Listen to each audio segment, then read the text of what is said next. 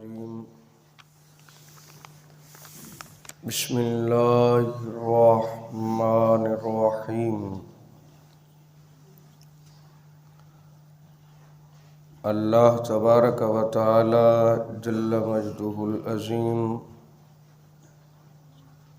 قرآن مقدس میں ارشاد فرماتا ہے انا انزلناہ فی لیلۃ القدر، بے شک ہم نے اسے لیلۃ القدر میں نازل کیا۔ وما ادراک ما لیلۃ القدر، اور تم کیا جانو کہ لیلۃ القدر کیا ہے۔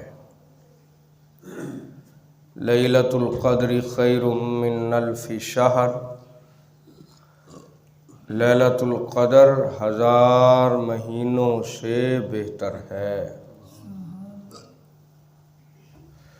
تنزل الملائکۃ والروح فیہا بإذن ربہم من کل امر،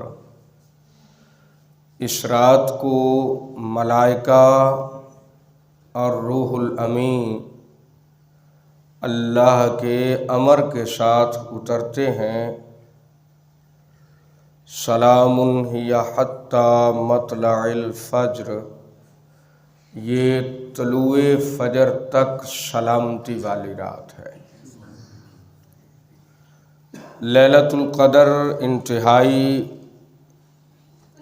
برکت والی رات ہے۔ اس رات کو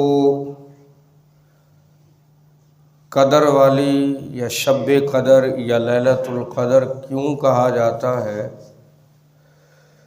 اس وجہ سے کہ اس رات کو سال بھر کے احکام نافذ کر دیے جاتے ہیں اور فرشتوں کو سال بھر کے کاموں اور خدمات پر مامور کر دیا جاتا ہے۔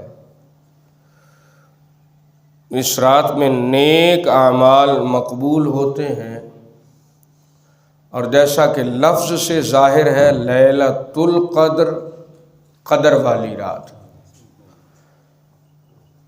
جو بھی بندہ اس رات کو اللہ کی بارگاہ میں جتنی بھی عبادت کرتا ہے، اللہ کی بارگاہ میں اس کی اتنی عبادت کی قدر ہوتی ہے، اس لیے اسے لیلۃ القدر کہا جاتا ہے۔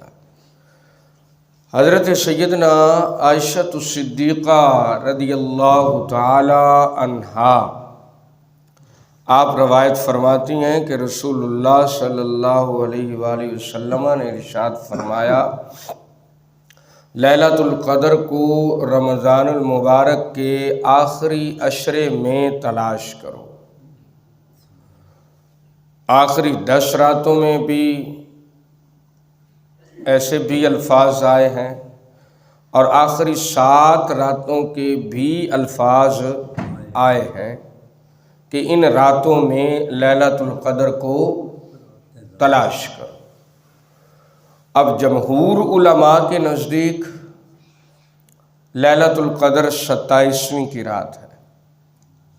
حضرت عبداللہ ابن عباس کے نزدیک اور حضور غوث اعظم محبوب سبحانی قطب ربانی رحمہم اللہ تعالیٰ کے نزدیک بھی لیلۃ القدر 27ویں کی رات ہوتی ہے۔ تو اس رات کی بہت بڑی فضیلت ہے۔